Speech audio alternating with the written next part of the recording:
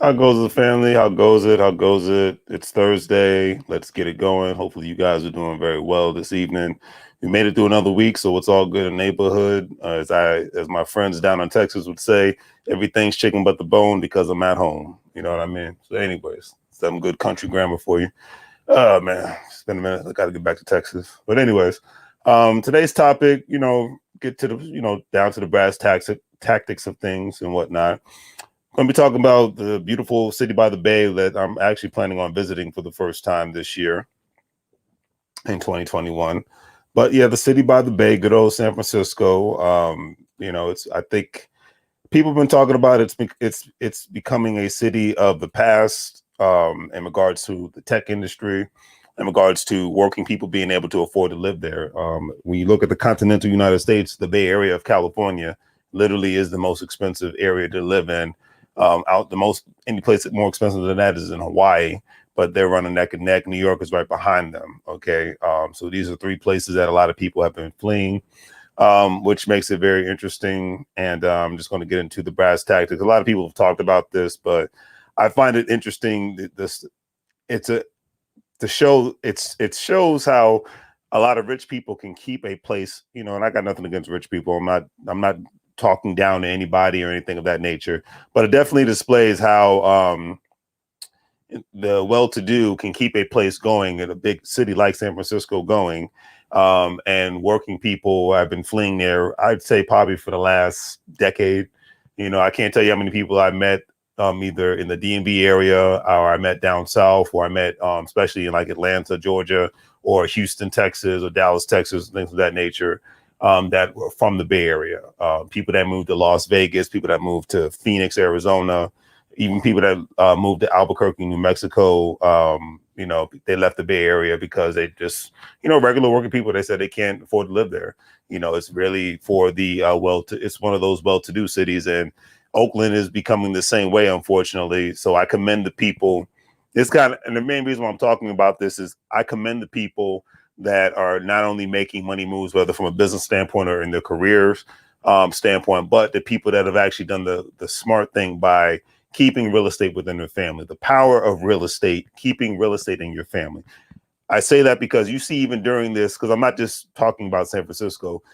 If you see where the real estate market is right now, in regards to a lot of people can't even afford to buy a house, given the fact that most people they're competing with regular working people are competing with cash buyers.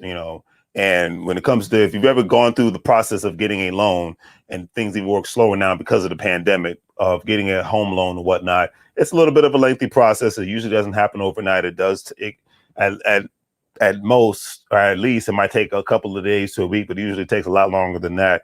And nowadays, when you have people coming behind you say, well, hey, I got the cash right now, you don't have to wait on a bank. Yeah, the house costs 300,000, 400,000. I got the cash. So you waiting on Betsy and Lou over here to get their approval by their lender and all that good stuff and the appraiser. And I'm like, I'm buying cash. I'm giving you a cash offer as is, and the seller doesn't. It's not like it's an emotional thing. The seller's like, yeah, I want the cash. Have a nice life. Oh, you're going to pay above asking price. Oh, yeah, great. First come, first serve. So that's where we're at with this. Okay, just keeping it real.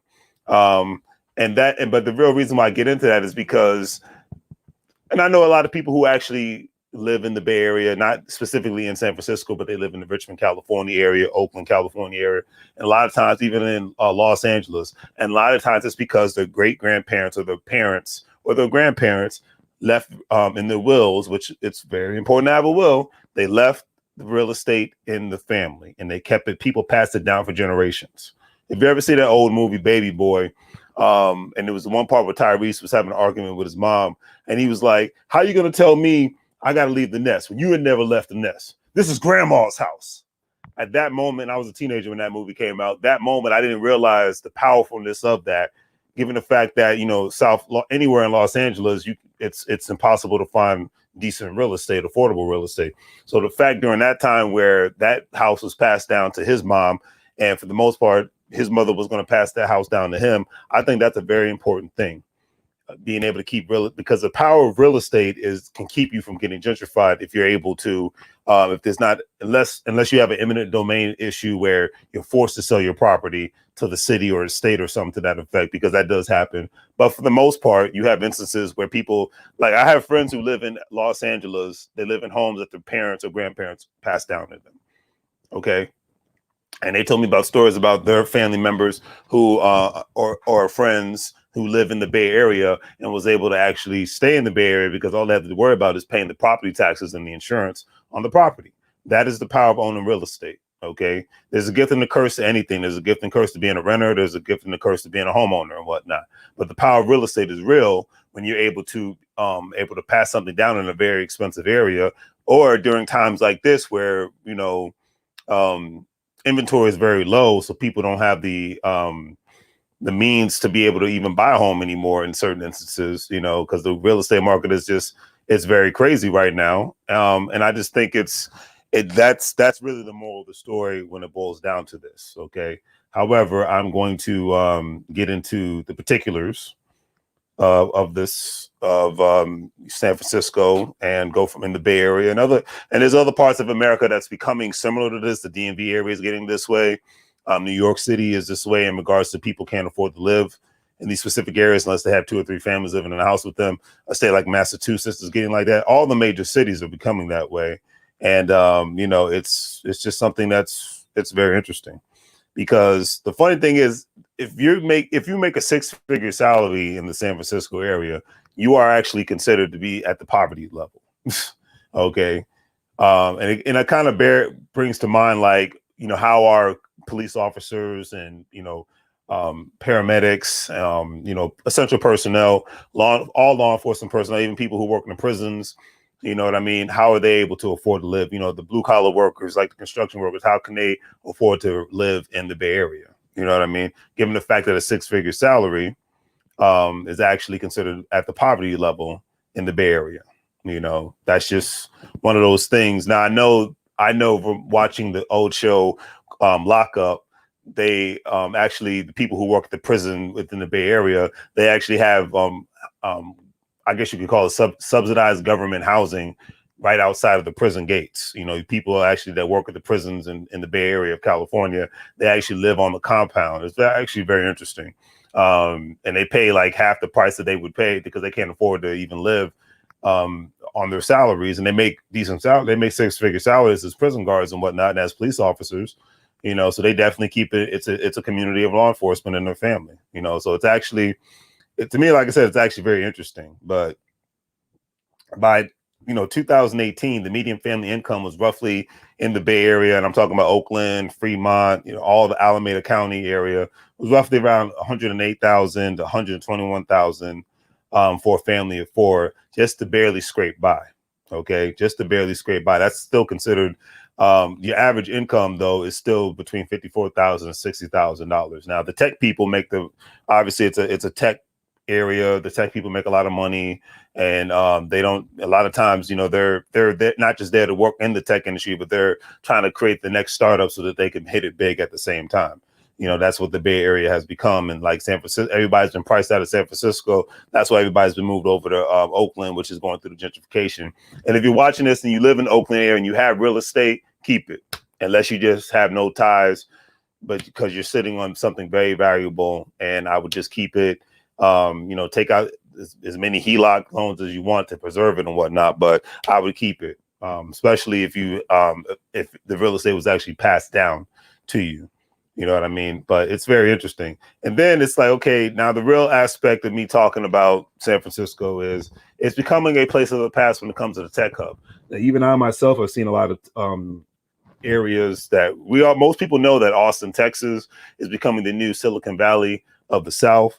However, another place was very interesting, and this was done back in January of 2020. Article by Pro Builder, and it stated, "Move over Silicon Valley, Kansas City, Kansas may become the next hot tech hub."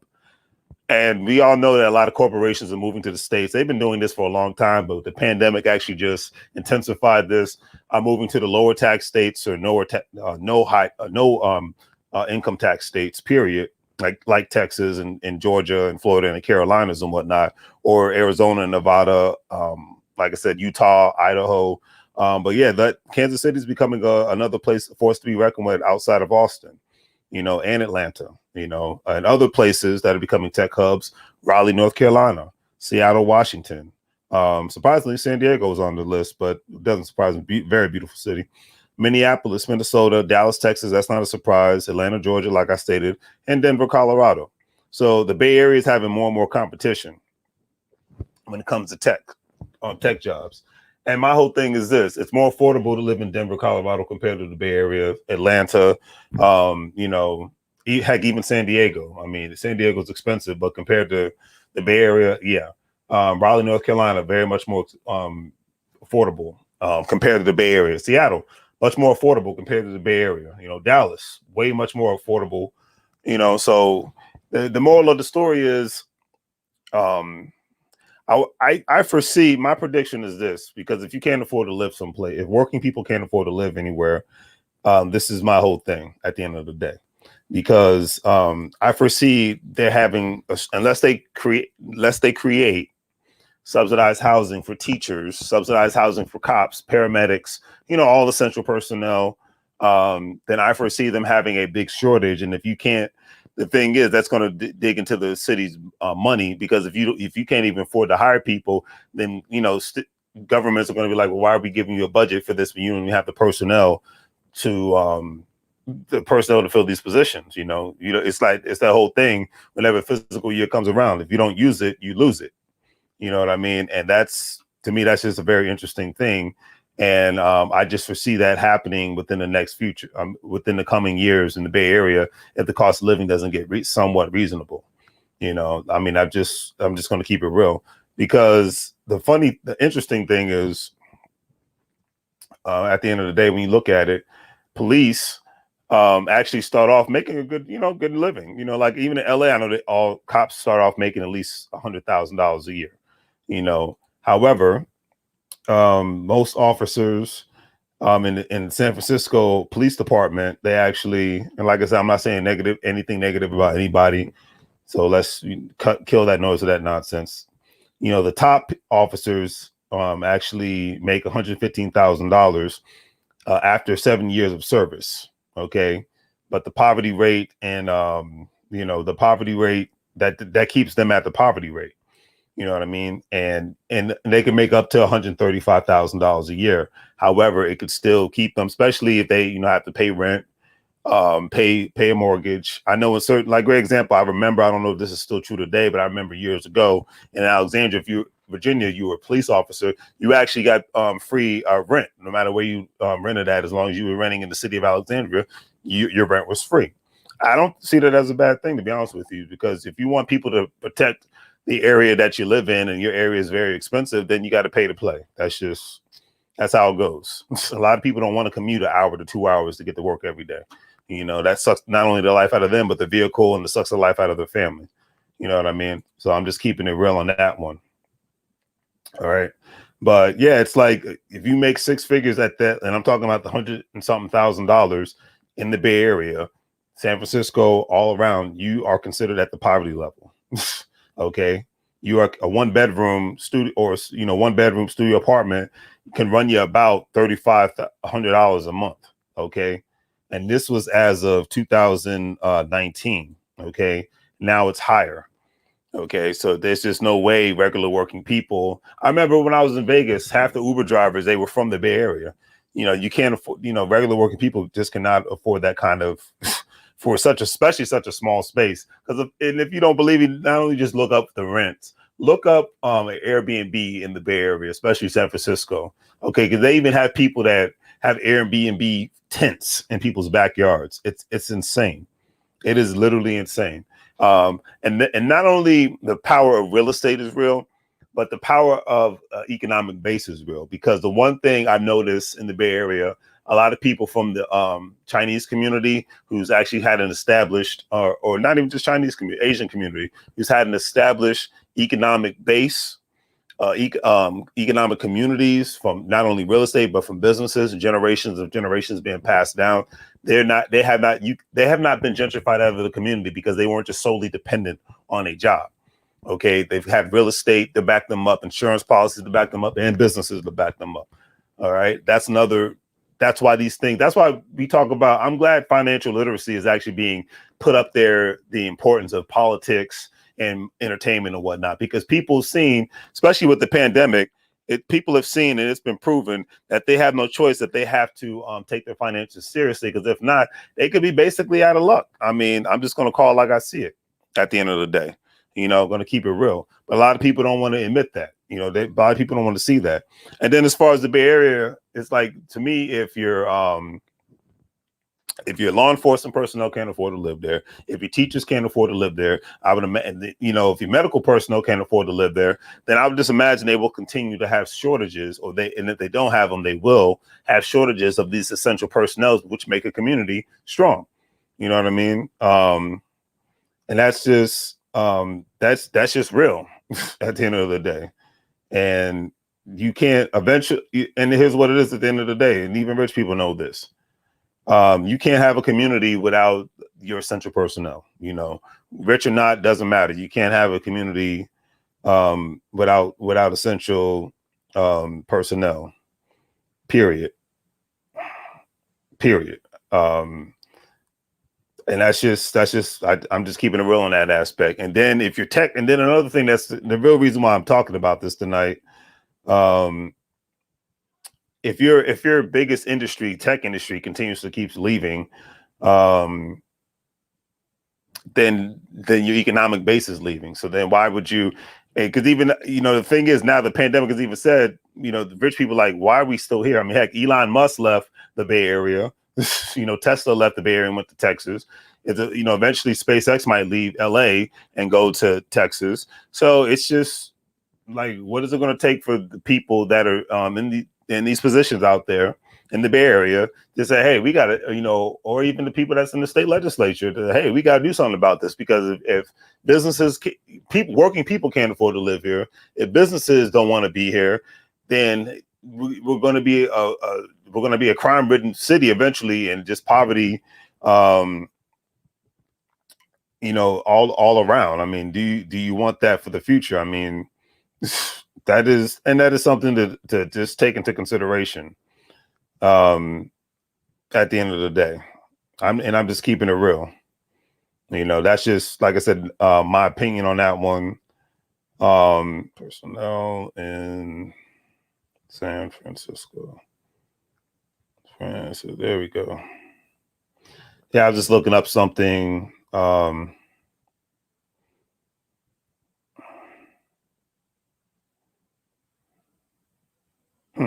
Interesting. So to qualify for low-income housing in San Francisco, this is as of 2018, or the nearby San Mateo and San Martin counties, a four-person household can make as much as $117,000 a year. The same goes for a one-person household, ranking in $82,000 a year. And this was as of 2018. So people who are actually in a career, who are quote unquote professionals, because I'm like, this is the only way that you can have people like this. So I'm trying to think to myself, because I know there's certain instances, unfortunately, where U.S. military personnel, because they have so many children, they have to actually get welfare benefits. But the fact that somebody who's making six figures that they can qualify for subsidized housing, that says a lot. So that basically telling me people's tax dollars, that in order for people to be able to stay in the city or in the surrounding counties of the Bay Area, they have to qualify for subsidized housing. That seems like it's the only way that they can reside, which usually pays a portion of one's rent, whatnot. So it's interesting. And then, but see, the sad part is that kind of knocks out the chances of people being able to create generational wealth through the power of real estate. Now, maybe if they have a little extra money, they can create generational wealth via insurance policies or maybe a business. But if you're barely scraping by every single day and you don't have the opportunity to ever become a homeowner, and this is before the pandemic, before the crazy outcome of the real estate market, then I would see why one would not want to stay. Even then, even if you can still, it's affordable for you to remain a generational renter, but it's not affordable for you to be able to become a homeowner ever. Then what is the purpose of one even wanting to stay in that area? And that's just on that aspect. So, and then even the person who's working in the tech industry, it's like, well, hey, they would want to leave something for their children, I would imagine, not just have them start from step one, So that's why I'm not an economist, and I'm going to do some more research on this, but all I can say is this: I could see more of a massive, let's just say, exodus of people from the Bay Area. And maybe hey, I mean, I guess the upside is there won't be much traffic, but I could just see a massive exodus of people from the Bay Area if unless they just absolutely love being there. I don't see why they would stay there if they can't even ever put themselves in a position, especially when you own a business and you're a working professional, no matter if you're blue collar, white collar. When you work freaking hard for something, you don't want to be in a position where you can't have some sort of ownership so you can create generational wealth in regards to being able to pull equity out or leave somebody a house behind or a business behind. You know what I mean? You want to be able to leave legacy, and that's the most important thing, because that's one of the most detrimental things, especially within the African-American community. A lot of people aren't leaving a lot of generational economic legacies. They're leaving great memories and fun times and all that good stuff, but not being able to have the opportunity to leave generational legacies, that is a problem. And the sad thing is it's happening all over the United States too, not just there, not as much as in around the United States as you see it happening in the Bay Area, but it's happening on a lot of other places for the simple fact that the housing market is just crazy right now. And most people can't afford to even buy a house. And even if they qualify for a loan, they got the best credit, but because they don't have as much cash and they can't put down a big enough down payment, one or two, they don't have enough cash. They don't have the cash to pay the house outright. You have people that are coming behind them, backdooring to say, hey, I got the cash. So, you're going to wait on these persons to get this qualified for this loan, or you're going to just take my cash so I can take the property from you. That's where we're at right now. So that is the interesting thing that I have to just bring into perspective. Places like San Francisco, yes, are becoming somewhat of a thing of the past when it comes to the tech hub. But however, the moral of the story is most major cities that are booming places right now in 2021, people are at a point where they can't afford to be able to buy a house, or even if they can't qualify for a loan, they can't get the house. They're missing the opportunity to create generational wealth through the power of real estate. That is the moral of my story here tonight. And we've been talking about this stuff for years before the pandemic. The importance of financial literacy, the importance of ownership on business and real estate. And a lot of people just think it was a joke. And it's one of those "we told you so" situations, not just pointing fingers at people, but a lot of people waited too late, or didn't care enough, or didn't want to work hard enough, to put themselves in a position to where they could, instead of partying at the club or whatnot, or going on vacation, put money into things that generate income and putting their money in their savings account. Because now you're at a point where for probably the next year or two, you're going to have a lot of people that are not going to have the opportunity to buy real estate, or not even have the opportunity to afford to be able to start a business because they played around. You know what I mean? So that is really the moral of the story here today. When it comes to San Francisco, I think it's done, for working people. When it comes to New York City, I think New York City is done for working people. And I think unless somebody immigrates to the United States and doesn't know any better, or unless they immigrate to the United States, however, or somebody has a base in those specific areas economically, so they have the hookup so that they can get started and start their own economic journey, I don't see the reason why anybody would want to live in these areas anymore. As far as working people, rich people, different story, because rich people had the luxury of saying, I want to live in XYZ places. But then a lot of, rich people are smart, and they constantly educate themselves. And why would even a rich person want to live in a place where they know they're going to get taxed to death? So that's just something to take into consideration. I'm not doing no political nonsense. I'm talking dollars and cents here. When it comes to business here, we talk dollars and cents. All right. So on that note, family, I just had to keep it real on that one. Just wanted to give my perspective. I think if San Francisco continues on this spiral, then they probably, for the most part, will be the tech hub of the past, because the world is ever changing and ever expanding. And, sometimes people have to learn the hard way. I mean, can't put it any other way. The old saying goes, what goes up must come down. And I think the Bay Area is learning that lesson right now, because I don't see that many people going out of the way to try to want to live in a place where they, especially professionals and business owners, where they have to get on subsidized housing, meaning that the chances of them owning real estate is slim to none. And I'm just gonna keep it real on that note, family. I'm just like, everybody knows the importance of legacy. Everybody knows the importance of business. And you have to be at that level in life where you're like, hey, am I going to work hard to struggle and play strugglenomics? Or am I going to be like Dr. Paul Anderson and play powernomics? It's up to you, family. All right. On that note, do the great three things: like, share, and subscribe. Hopefully you guys have a great night. Thanks for tuning in. If you're watching, please do me a favor, just to like, share, and subscribe. Those are the three things. Interested in joining the Gold Standard Partners, where if you're a crypto investor like myself, you get an opportunity to not only buy crypto, but to be able to refer others from an affiliate marketing standpoint and make money moves in that aspect. All right. Support your local businesses such as Larry's Anything Goes. Check out the online store. We got great retail products for you. You got Larry's Anything Goes apparel. So, hey, got the shirt. So check it out. On that note, family, I'll see you guys later. Take care. And as I always say, in this economy and in tomorrow's economy and the economy after that, you better make money moves or you're going to live broke like a fool. That's all I got to say on that one, family. Take care. Keep it real. Be easy, family. Enjoy your life. That's all I got to say. But work hard all at the same time. Take care.